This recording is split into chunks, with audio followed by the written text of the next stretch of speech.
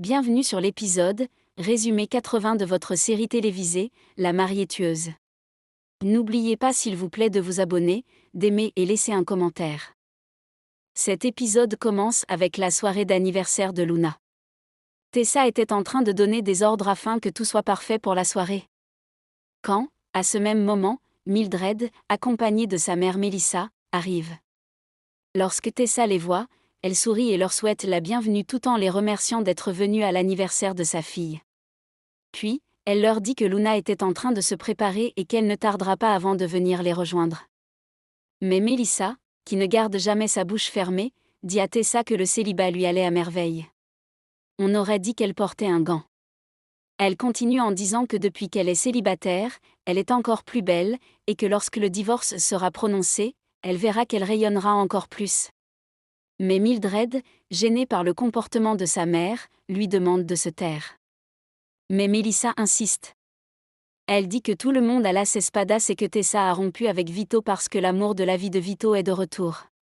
Et que personne, ajoute-t-elle, n'aimerait vivre dans l'ombre d'une femme. Mais ces mots mettent tellement Tessa mal à l'aise qu'elle ne trouve aucune force de lui répondre. Et Vito, lui également, qui était rentré, avait entendu toute la conversation. Puis, un blanc malaisant s'installe au sein du groupe. De l'autre côté, chez Marie Ichu, pendant qu'Andrés était dans sa chambre, Viking vient le rejoindre pour lui demander « Comment avait-il su qu'il devait y avoir l'explosion ?» Il continue en disant qu'il repense à la conversation qu'ils avaient eue, dans laquelle il insistait pour dire que personne ne devrait être sur la scène afin d'éviter que la bombe n'explose. Et il lui demande, par la suite, comment était-il au courant que ce drame allait arriver ? Quant à ce même moment, Marie Ichu arrive, demandant à Viking ce qu'il était en train de faire. Ce dernier lui dit qu'il voulait juste avoir des réponses sur ce que lui avait dit Andrés. Mais Ichu lui dit que c'était simplement une coïncidence et que rien de tout ça n'était prémédité. Mais Viking dit à Ichu que ça ne peut être une coïncidence. Car Andrés savait exactement de quoi il parlait, et en plus, il le disait avec autant de précision que ça ne pourrait juste être le fruit du hasard. Mais Ichu le traite de fou. Elle lui dit qu'elle ne comprend pas pourquoi il insiste, car Andrés, lui, était malade et qu'il n'avait pas le pouvoir de voir cela. Mais Viking lui dit, il se pourrait que Andrés ait développé une capacité à voir dans l'avenir et qu'il sait ce qui va arriver. Mais Ichu le trouve complètement dingue et lui demande de partir de là, car tout ce qu'il avançait était bien trop absurde. Mais Viking lui dit de ne pas s'inquiéter. Il va rester juste pour ranger le lit d'Andrés et ensuite la rejoindre en bas. Puis elle s'en va, laissant Andrés accompagné de Viking. Plus tard, pendant le dîner d'anniversaire de Luna, Tessa, accompagnée de Vito, Luna, Antonia, Mildred et Melissa, leur dit qu'en fait Luna ne voulait pas faire une grande fête. Elle continue en disant qu'elle voulait juste faire un dîner et partager un repas avec toutes les personnes qui lui sont très proches. Mais Melissa, qui ne s'arrête jamais, lui dit qu'en fait Luna aurait dû faire cette fête au club. Comme ça, ajoute-t-elle, elle devait profiter du moment pour présenter à Tessa un homme dont elle serait très intéressée. Elle continue en disant que cet homme a les mêmes passions que Tessa et qu'ils se seraient très bien entendus. Mais tout ça rendait tout le monde mal à l'aise. Même Antonia ne savait pas quoi dire, car tout ce que Melissa disait était simplement déplacé. Et Vito, lui, n'en parlait même pas. En voyant que l'atmosphère était très glaciale, Luna demande à Melissa de se taire. C'était son anniversaire, il fallait au moins le respecter et ne pas parler de sujets qui ne les concernent pas tous. Elle continue en disant que si la présence de son père la dérangeait, elle était libre de partir. Mais Tessa essayait de calmer sa fille, car elle trouvait qu'elle était un peu déplacée dans ses mots. Et Melissa, qui continue à renchérir, dit que tout le monde sait que le divorce de Vito et Tessa est en cours. Antonia, à son tour, dit à Melissa qu'à la voir se comporter, on n'aurait même pas dit quelqu'un qui venait de perdre sa sœur, la mairesse Marciana. Car elle continue d'être aussi mauvaise et méchante envers les gens qui ne lui ont rien fait. Tessa, embarrassée par cette conversation, quitte la table et va dehors. Quelques minutes plus tard, Vito la rejoint et lui demande s'il pouvait avoir une conversation. Mais celle-ci lui dit qu'elle n'a rien à lui dire, car ils se sont déjà tout dit. Mais Vito continue en disant qu'il lui promettait qu'il ne savait pas que Camila était en vie et qu'elle était à Las Espadas. Il continue en disant qu'il n'était même pas au courant qu'Emma travaillait avec elle, ou de tous leurs plans qu'ils étaient en train de faire. Puis Vito ajoute qu'il a découvert que Camilla était en vie juste quelques jours avant que les atrocités que faisait Luciano ne soient exposées. Mais Tessa, qui avait déjà entendu cette version, dit à Vito que ça ne servait à rien. Car elle avait déjà entendu ça. Elle continue en disant qu'elle connaissait l'existence de sa chambre secrète, dans laquelle il y avait un sanctuaire dédié uniquement à Camilla. Tessa, très en colère, dit à Vito qu'il n'imagine même pas à quel point elle se sentait mal chaque fois qu'elle voyait cette chambre secrète. Puis, en ce temps-là, elle se demandait pourquoi Vito ne pouvait pas l'aimer, elle aussi, de la même manière qu'il a aimé Camilla. Car elle faisait tout pour lui plaire. Puis elle ajoute en disant que le jour où elle avait vu qu'il avait enlevé toutes les photos de Camilla qui étaient dans sa chambre secrète, au fond d'elle, elle était très contente. Car pour elle, c'était une nouvelle victoire. Car elle avait interprété ça comme le fait qu'il avait réussi à l'oublier et à passer à autre chose afin de se concentrer sur son foyer. Alors que, ajoute-t-elle, c'est juste parce qu'il venait de découvrir qu'elle était en vie, et pas morte. Tessa, toujours en colère, dit à Vito qu'elle se sent tellement bête de l'avoir cru. Qu'aujourd'hui, plus rien ne peut arranger ça. Vito, très embarrassé par la situation, s'excuse auprès de Tessa. Il lui dit qu'il est vraiment désolé d'avoir tout gâché de ses propres mains. Il continue en disant qu'il ne savait pas qu'elle ressentait tout ça, et surtout qu'il est désolé d'avoir gâché l'équilibre de leur foyer. Tessa, très déterminée, lui dit qu'alors tout ça ne changera rien et qu'elle souhaite qu'il respecte sa décision. Elle lui redit qu'entre eux c'est terminé, puis elle s'en va. De l'autre côté, Camilla était allée rendre visite à Ishu, qui se tenait devant la photo de Camilla qu'elle avait dans sa maison depuis des années déjà.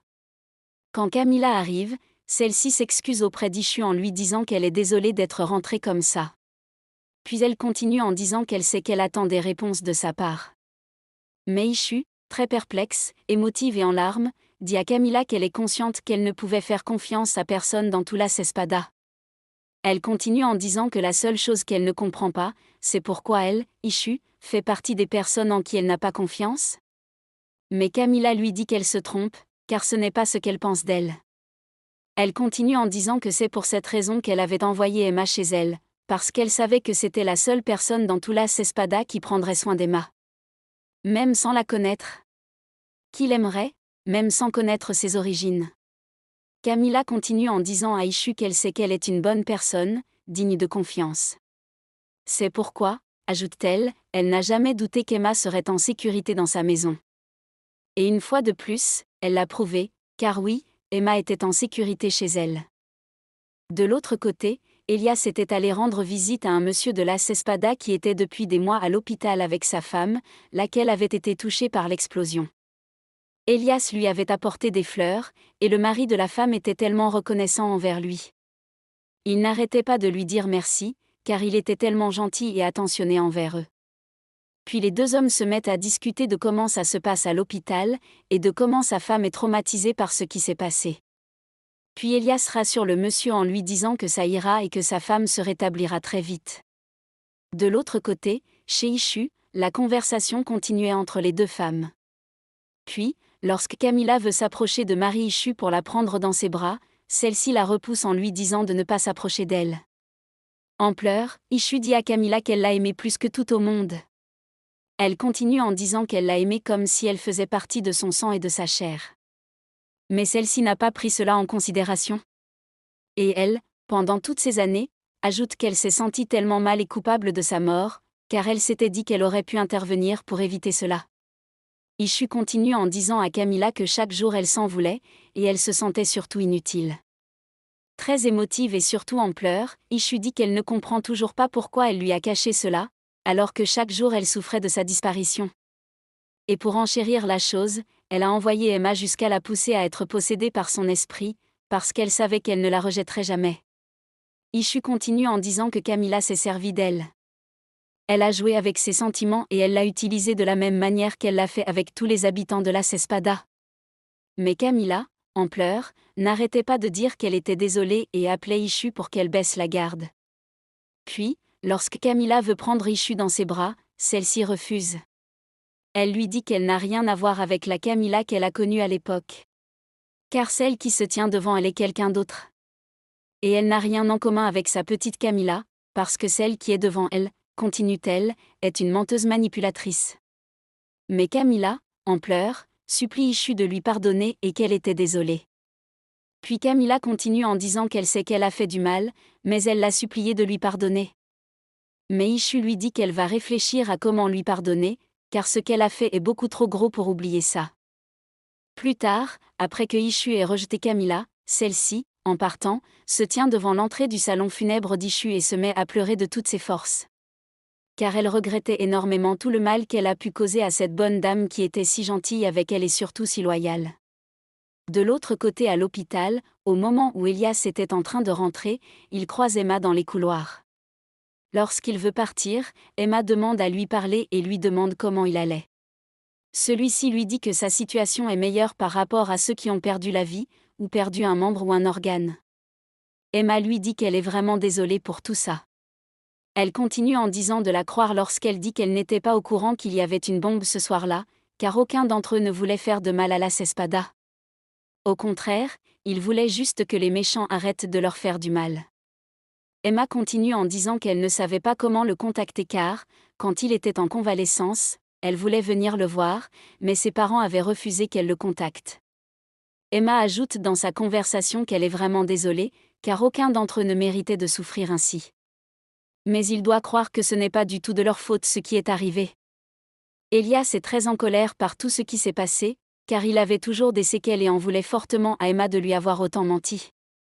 Il lui dit que ça suffisait, ses mensonges.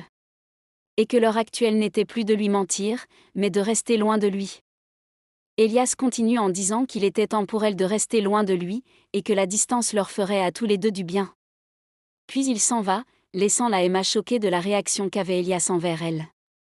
Plus tard, Camilla vient rendre visite à Emma et Fabio qui étaient à l'hôpital. Lorsqu'Emma voit Camilla, elle va s'affaler dans ses bras pour trouver le réconfort dont elle avait besoin. Et Camilla, elle, à son tour, serre très fort Emma dans ses bras. Puis, les deux femmes restent là un moment à se réconforter mutuellement par leur chaleur. Puis Camilla dit à Emma qu'elle est déjà en train d'enquêter sur la personne qui a tiré sur Fabio. Elle continue en disant que ça pourrait être les gens de Luciano. C'est pourquoi, ajoute-t-elle, qu'elles doivent encore rester prudentes pour leur sécurité. Puis Emma raconte à Camilla que les médecins ont dit que Fabio a eu beaucoup de chance de s'en être sorti. Car, heureusement pour lui, la balle n'était pas allée se loger dans le crâne, sinon ça serait fini pour lui. Très émotive, cette dernière se met à pleurer. Puis Camilla vient la prendre dans ses bras histoire de se réconforter. Ça se voit que les deux femmes souffraient du rejet des gens qu'elles aimaient profondément. C'est ainsi que cet épisode se termine. Dites-moi ce que vous en pensez. Pensez-vous que Camilla et Emma méritent le rejet qu'elles subissent en ce moment, ou est-ce injuste ?